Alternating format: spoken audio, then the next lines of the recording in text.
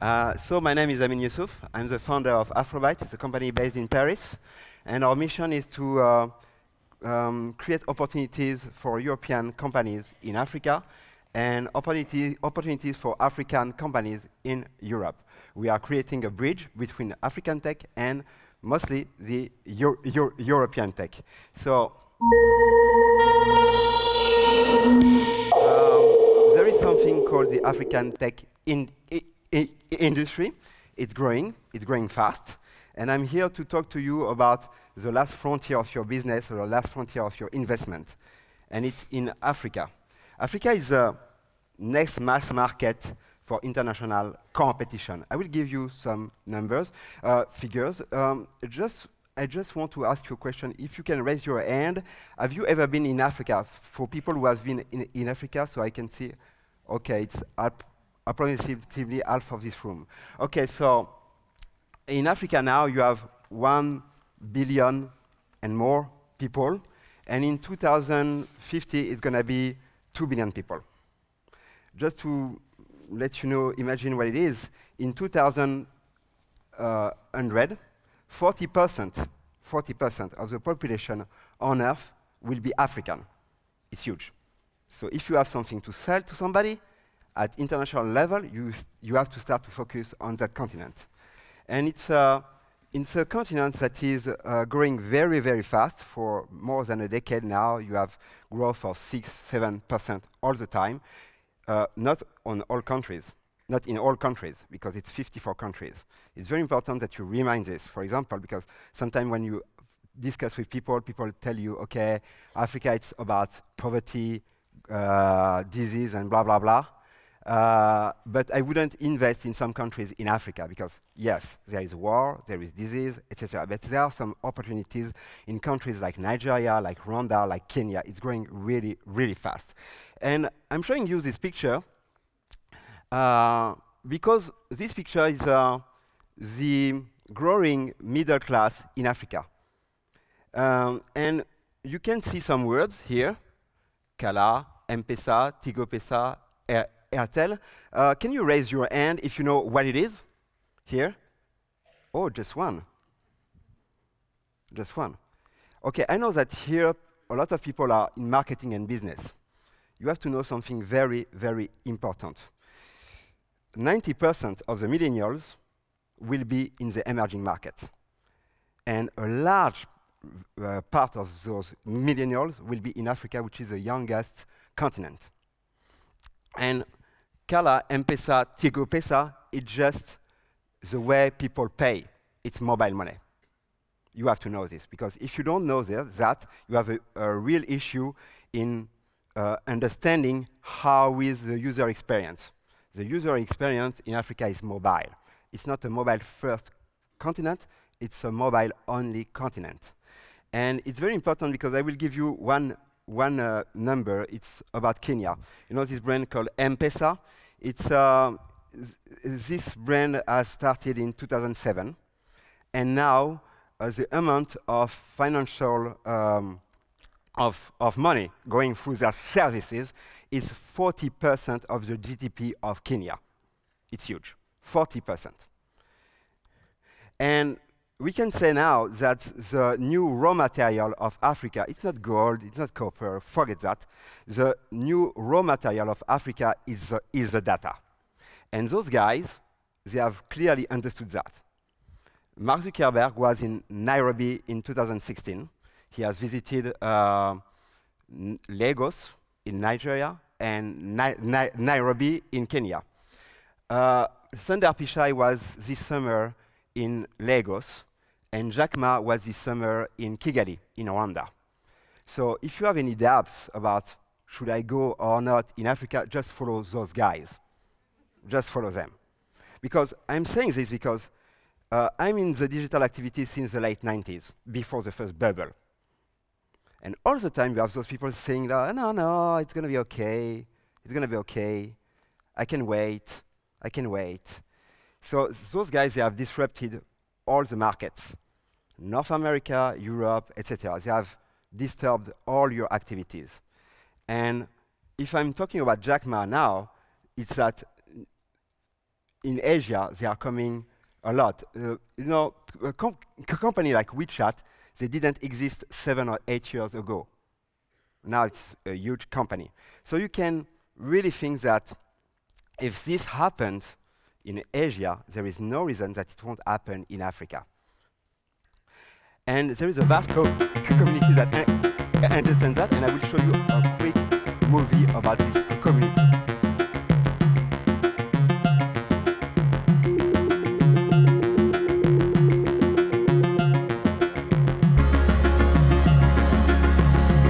The truth is we're always on the side of the consumer, and our approach, our drive is just how do we get simple and relevant financial services in the hand of the African consumer. You have to build a business that is sustainable. The only way it's going to be sustainable is because that business is solving a problem. It's probably the hardest thing to do right now, but as we all know, it's the hardest problems that give the most reward. Coming to Afrobytes for us is really something very exciting because it's a place now that is very recognized as a meeting place for technology on one hand, investors on the other hand. My experience here has been engaging. I've learned way more than I could have expected about various technology sectors. I really enjoyed the panel that I spoke on yesterday about shaping the financial services industry. There is tremendous power in that network, and I look forward to connecting with them because what I saw in each one of them was so much to be leveraged and so much to be harnessed. So I took that as probably my top takeaway. Beyond the ideas, it's just being able to just see that this is all going on is so invigorating, and it brings me to the realization that African tech is here to stay and it's going to be shaping the future. To me, this is one of the first times I've ever seen so many African businesses in the same place. Afrobytes has definitely provided that platform for us to be able to open some amazing doors for the future. I have never met such an awe-inspiring group of women who are doing incredible things. Once people know what's happening, it's going to be really inspiring to others to get in there. And I can't wait to bring that back to Silicon Valley. It's a huge market, and there's a need for collaboration between all fintech players. I think Bitcoin becoming a mainstream is not that hypothetical. If this thing helps the consumer, the African consumer, getting simple and relevant financial services, we will be behind it. It's going to be mobile first, and your ability to keep people engaged on that device. This has been a fantastic conference, and I've been able to connect with a lot of innovators, and it's been fantastic to be able to see all the different types of things that are going on in African tech, and whether it's coming from East Africa, West Africa, North Africa, or South Africa, we are getting different ideas and different representation, and this is where having a place where people can come together and share those ideas, understand where those ideas originated, and then collaborate on new ideas. What I want to show you here is it's not just about Mark Zuckerberg, Jack Ma, and Sundar Pichai. It's a movement. It's all across Africa. All those guys, it's a new generation of Africans. Most of the people that you have seen on this movie, they have done their studies at the MIT, Yale, London Business School, and they are coming back in Africa. Some of them have been incubated at Y Combinator or 500 startups, and they are really determined to change the world. I mean, change the world because the innovation process in Africa is very different from what we have sometimes in Western countries. I will give you a quick example of what I've seen recently in the news. It's about a company called Juicera. Do you know this company?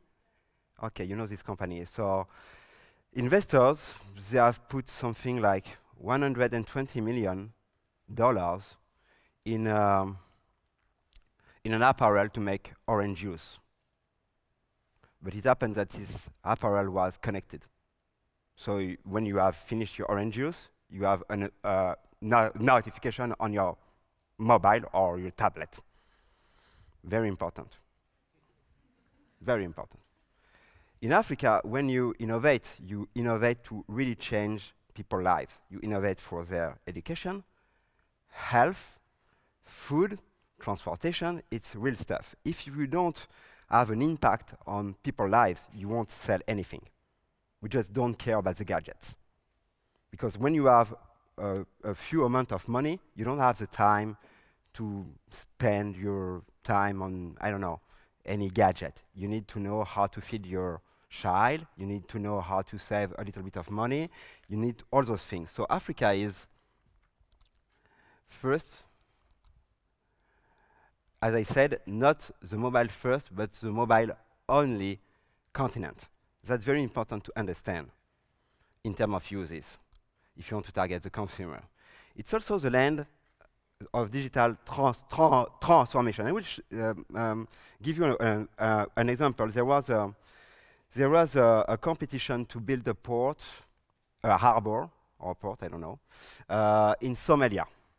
And there was a French company, very well known, with 25 or 30 years of experience, or maybe more, in Africa.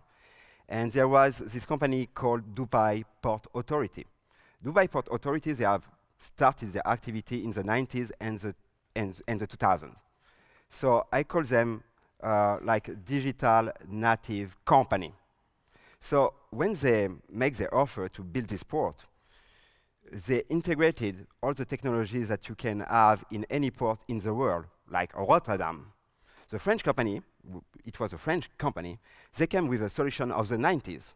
But what those people in Somalia wanted is that when the bag is put on the quayside, you have RFID, it goes to the mobile, and it goes to the information system. If you don't bring that kind of very technological solution in Africa, you won't get anything. People are not dumb. They want the latest technology right now. It's also very important to imagine that it's a true greenfield opportunity to innovate. I will give you another example of last week. In Kenya, they have launched, how can I say that? They monitor the parkings with drones. They have launched that. I will give you another example. It was at the beginning of this year. For the first time in the world, the Kenyan government has sold some bonds through the mobile. So they just send an SMS to their population. Do you want to buy some bonds? Yes, no. That's it. We are really far from doing this, for example, in France. I don't know in Sweden, but in France, no way. It won't happen until a decade. So Africa is definitely an hard market to crack, but trust me, it's the best market to crack because of the growth of the population, because of what you will learn. For example, there is a company called Orange. It's a mobile operator. It's the biggest one in France. They have launched a mobile money in Africa, and by doing this, they started to lend money to people. So you have the mobile money, you have your bank account on your mobile, and you start to borrow money. You start to get insurance, insurtech. You start to do all those financial things. So they became a bank in Africa. And then when they were a bank in Africa, now they are becoming a bank in France. So they brought back their experience from Africa to France. And now everybody, all the bank markets are just shaking because they see newcomers entering the markets. And it's mobile operators that are becoming banks.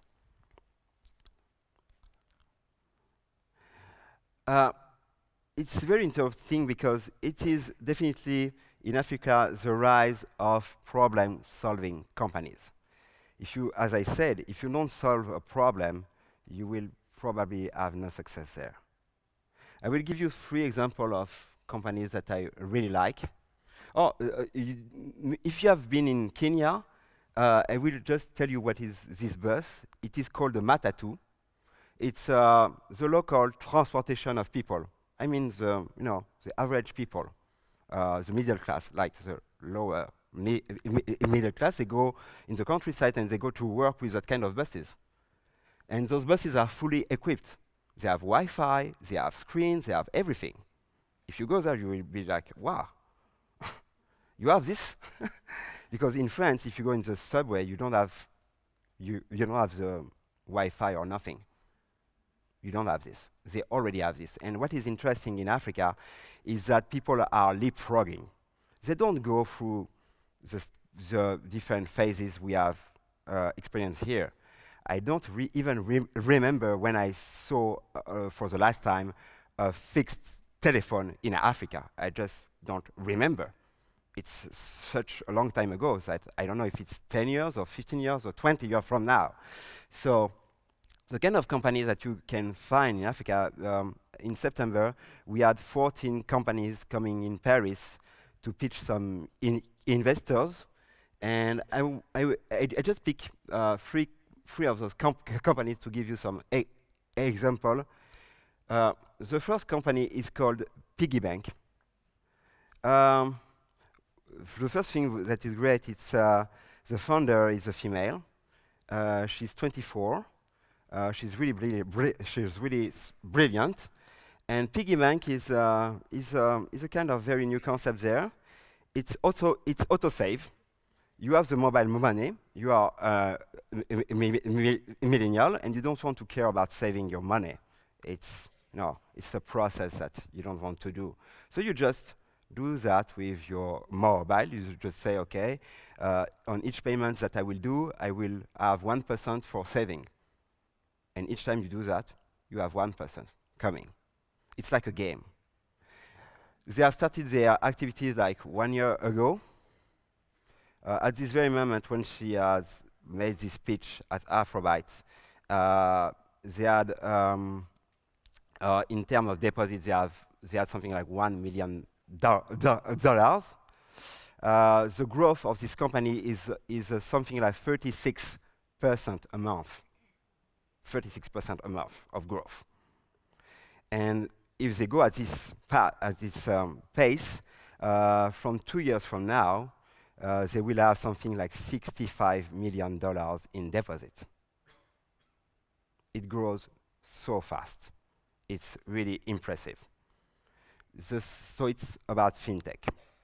And about fintech, a lot is happening in Africa, for example, in terms of blockchain.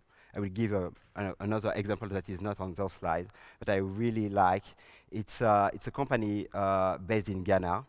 They are between USA and Ghana, and they do land registration with blockchain because they had an issue with the land registration in Africa because of problem of fraud. So they solve it with blockchain. So now, if you want to make a land registration in their country, you just use blockchain.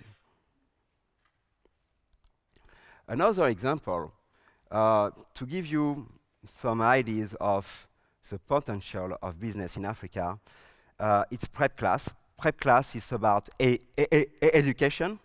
Education is going to be massive.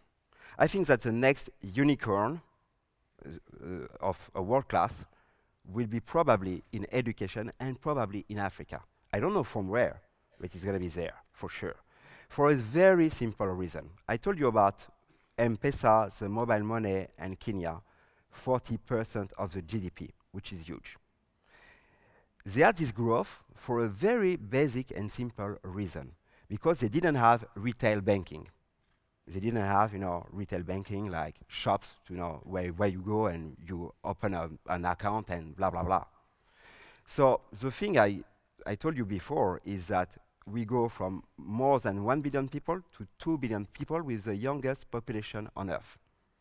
Even if you have the sand, the tools, even if your name is Donald Trump, you cannot build schools as fast as kids are coming in the market. It's impossible.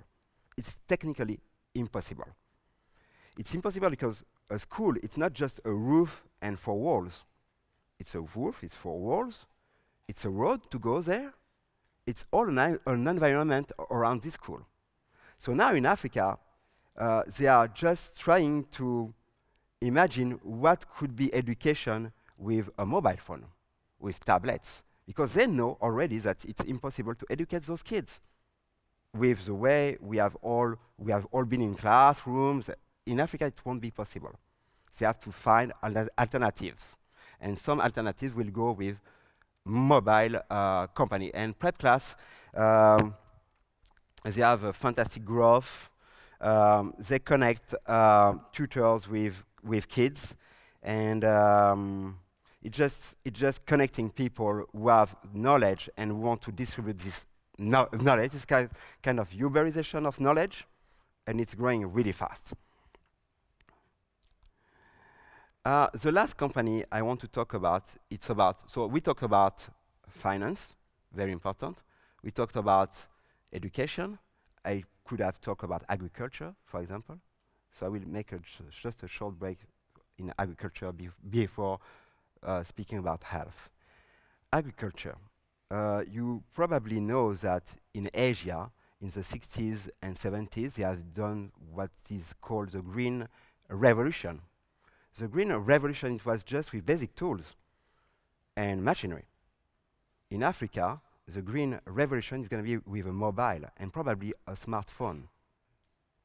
And drones, it's not the same thing. Just imagine that if in Asia, in the 60s or 70s, they would have had a telephone, a mobile phone and a drone, I think that now those guys would farm on Mars, really. So the potential of growth is just huge. So I come back to LifeBank and health. LifeBank, I really like this company because it's about health, which is also very big sectors. And this, the founder came on stage and said to the investors in France, in Paris, she said, you know what? In Africa, sometimes we are ill, like you. And we have very big cities, and sometimes we need to transport blood. When you need blood because you need packet of blood. And she has started a company which is just a platform to know exactly what are the stocks of blood in a city, in hospital, and which is the best and more rapid way to transport one packet of blood to another location. And it works really well, and she has a very good traction. So this is what I want to say about the African tech. It's very about impacting lives of people. I hope that you will start to look at this continent, because for just business reason, it's very important. Not just because it's nice or you want to help African. As you can see in this video, I can tell you, those guys, they don't need help. They are just organizing themselves to do the business. So if you want to enter this game, just go now, because after it's going to be too late. It's going to be too difficult to go there. And especially if Jack Ma, Zuckerberg, and Sundar Pichai are already there, it's going to be so tough.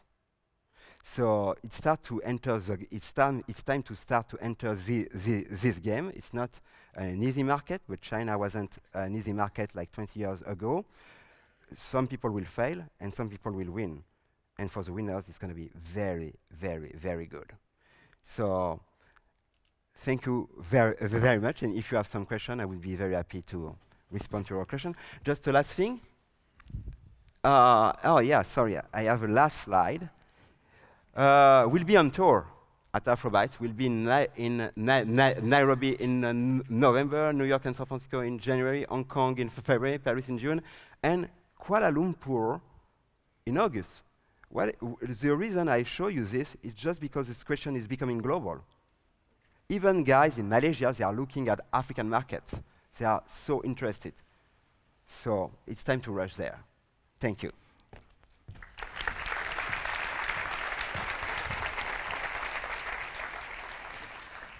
Merci beaucoup, Ammin. Thank you so much. Merci. Let's see if we have any questions in the audience. Just raise your hand, and my colleague Angelica will be there with the microphone. So I can start, and you can think a bit about the questions. The things you explain about the African market and stuff, I was thinking these are really useful stuff going into any market. It could, if you go into a new market, you have to know certain things, right? Yeah, it's very important. Okay, I will give you some tips. First, as we said, it's 54 countries. Yeah. Okay, I will name some countries I wouldn't invest. I come from the Comoros Island. Do you know where it is? It's in East Africa. It's very small islands. It's one of the smallest countries in Africa. Don't invest there. No, really.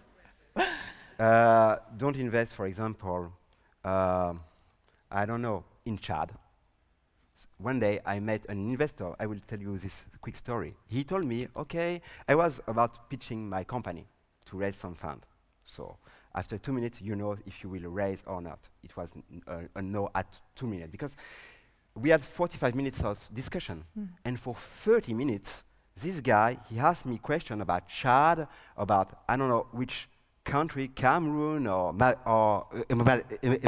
Madagascar, and he started to talk to me about war and stuff. I was like, hey man, I'm here to pitch my project. I'm not here to discuss about, I don't know, war in Africa. And I told him, you know, I just don't understand. You asked me questions about countries where I wouldn't invest. And I asked him, why did you invest there? Because he told me, oh, I have invested in Chad and Cameroon and blah, blah, blah. And I asked him, why did you invest there? And he told me, because I knew somebody from there. Don't do that. That's not a good reason. That's definitely not a good reason. Don't invest in Africa because you know one guy living there, which is an old friend. Don't do that. Don't be emotional when you invest in Africa. Don't be emotional. Look at the figures. Look at the numbers. Go there, visit, and then make your mind on solid arguments. Okay, questions? I'll continue. Yeah. But why do we know that we, in general, know so little about Africa and all the countries in Africa? Yes, I will. I don't want to sound polemical. Really, no. But it happens that Afrobytes is, for any reason, the only conference about Africa made by Africans. It sounds weird, but we entered in a market where we were the only one to do a conference as with our way of showing this. So the problem is that when you don't own your narrative, you don't show the real stuff, you don't show the opportunities. I know that a lot of people are doing an amazing job in NGO. Those guys are doing an amazing job. But look, I will give you an example. I'm sure you are all on Facebook, on Twitter, on Instagram. I'm sure that none of you have ever seen an African, somebody from Africa making a selfie with kids in Africa. You have never seen that. We don't do that. We just don't do that. Because the problem is that some people want to help, but by doing this, they give a bad image of Africa. And if you're an investor, and all the time you go on Facebook, you see kids like this, you see disease, you see war, you see, okay, save them, save them, save them. You don't want to save money, people. You just want to invest. That's it. So if you have all these images coming all day about Africa, it's just impossible to have a clear vision of what is happening really. And what is happening really is that those countries are growing so fast, and you have a lot of opportunity to go there and invest there. And last but not least, people in Africa, they speak English, French, Portuguese, and it's on the same vertical business as Europe. So it's very interesting to go in China, but most of you don't speak Chinese, and it's quite complicated there. But maybe more complicated than Africa. Okay, so we choose Africa, not China. No, I don't say that. I don't want not to have a problem with the Chinese guy. Thank you so much for coming here. Thank you very much. This was very inspiring. Thank you.